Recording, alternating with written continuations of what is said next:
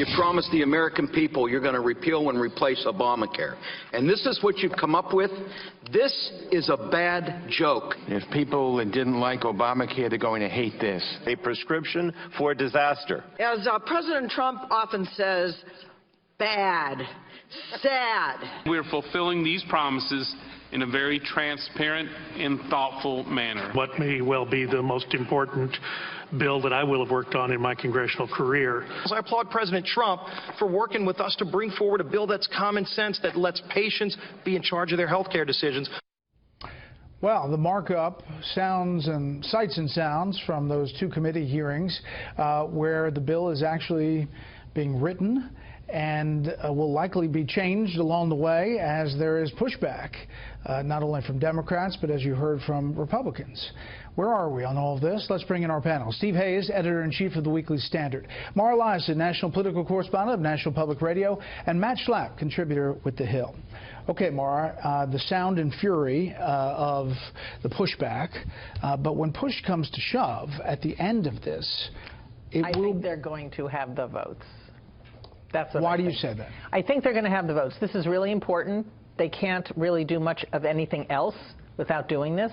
Also, Paul Ryan seems very, very confident, and he has a nice cushion in the House. He can afford to lose around 20 conservative Republicans if they don't want to vote for this.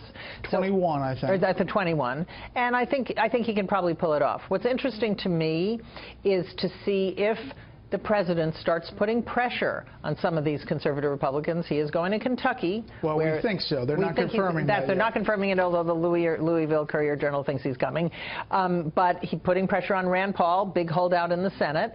And then to me, what's really going to be interesting is over time, the way this is crafted, the people whose health care costs are going to go up are people between 40 and 64, people who are too young for Medicare. And a lot of those people are Trump voters, especially in rural areas. The people whose costs will go down are younger millennials who won't have the mandate anymore, and they potentially will have cheaper health care because the ratio will be changed. You'll be allowed to charge older people more than you are now. Steve, so those are not Trump voters. The pushback is from conservatives who say this is not fully being repealed and that it leaves an entitlement state in place. The leadership is saying it's in 3 phases. And it seemed like they had a hard time explaining it off the get-go, that there's this first part, then there's the regulatory part that Secretary Price does, then there's the other piece of legislation that deals with across state lines and other elements that are attractive to Republicans. I think the conservatives are right in their criticism. And my colleague at the Washington Examiner, Philip Klein, who's an expert on this and has written more about this probably than anybody, wrote, "Liberals have won the central philosophical argument, and Republicans are reduced to fighting over the mechanics." That's the fight that we're watching take place right now. I think it's a problem for Republicans. I don't agree with Mara. I don't think that this bill as presented passes anything like it. But there's an evolution of this bill. There's an evolution of this bill, and something like it could pass, or something with major revisions could pass, because ultimately the question that I think leadership is going to pose to conservatives and others is, do you want to be for Obamacare or do you want to be for this? Yeah, a binary choice. The problem is, if you believe, as Philip Klein suggests, and as I believe, and as I think many of the conservatives believe, that this is basically Obamacare light, that this is, you're accepting the structures of Obamacare, you're accepting the philosophical underpinnings of Obamacare, that basically this is now a question of universal access, which is the way that you're hearing a lot of the proponents sell it, rather than a question about cost and freedom to choose and quality of care and health outcomes. What do you gain? And do Republicans want to own the politics of that in addition to the that the tax credits are leveling the playing field, that it's a reverse of the subsidies, and that it is leveling the playing field on taxes, and then the marketplaces, then when you create in phase 3 the cross-state lines and the tort reform and everything else, that creates the market by which costs go down. I think that part of the argument is a reasonably compelling part of the argument, that these tax credits are no doubt better than the original subsidies, even if you're hearing from conservatives that they're effectively the same thing.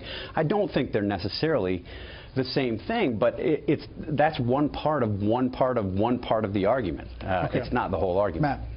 Matt. This is the fundamental political fact. They've got they've got to rescind Obamacare, and they have to pass an alternative.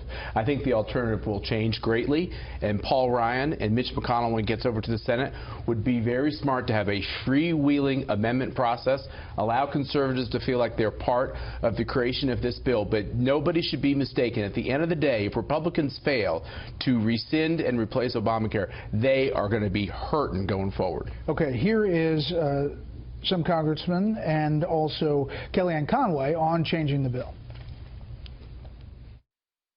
We're going to go into this. We're going to try to make this bill better if we can. But right now, where it is, it's not what we told the voters we were going to do. If you just look at the bill text, the very first paragraph says it amends the Affordable Care Act. It doesn't repeal it. And everyone knows as this American Health Care Act makes its way through the normal channels, it probably will be changed somewhat. And then this is how Speaker Ryan talks about this fighting. What you're seeing is we're going through the inevitable growing pains of being an opposition party to becoming a governing party. And in being an opposition party, we have divided government. 64% of our members have never known what it's like to work with a Republican president, to have unified government. In other words, they got to make something happen. Yep, because they promised this for 7 years, and they voted over and over again to repeal it. This is their #1 campaign promise. They have to do this to get on to anything else.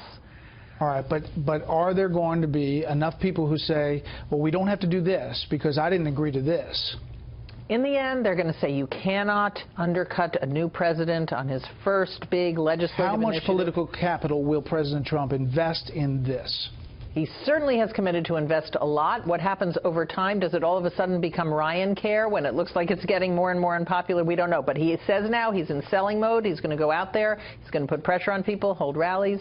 We'll see. Breitbart's already calling it Ryan Care. Yeah. President Trump is meeting with conservative leaders at this hour, including Senator Ted Cruz. Yeah, I guess one of the things that strikes me is that we're not seeing this campaign now. I mean, it's great if there's a campaign to sell this to come, fine. Might start where is it? I mean, needed it 2 weeks ago. Why haven't they been building this case? I mean, I thought the president missed an opportunity in his joint session address to tell the story of Obamacare. I mean, there's a great story to be told about just how much damage Obamacare has done to raising premiums. I mean, all of the stories that you know, people like us who do this for a living know, but I don't think this story is well known. And Tom Price yesterday, when he was speaking to the White House press corps, took the podium and said, Obamacare is collapsing, you know the story. And I thought to myself, you know what, people really don't know the story. And part of the job that Republicans will have is telling the story. And Republicans always like to jump to budgets, and they like to jump to numbers, and they like to jump to facts. Part of what you have to do here is tell the story, and they haven't taken the time to tell the story.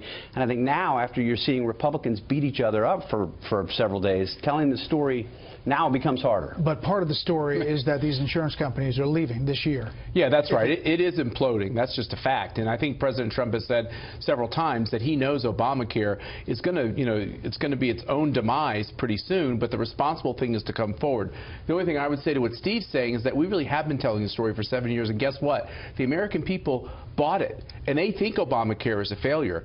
Now it's time, Paul Ryan's right, it's time to step up, right? But you have to do it in a way where people feel like they're included in that process. And the way this is rolled out today, they don't feel that way. They got to fix that problem fast.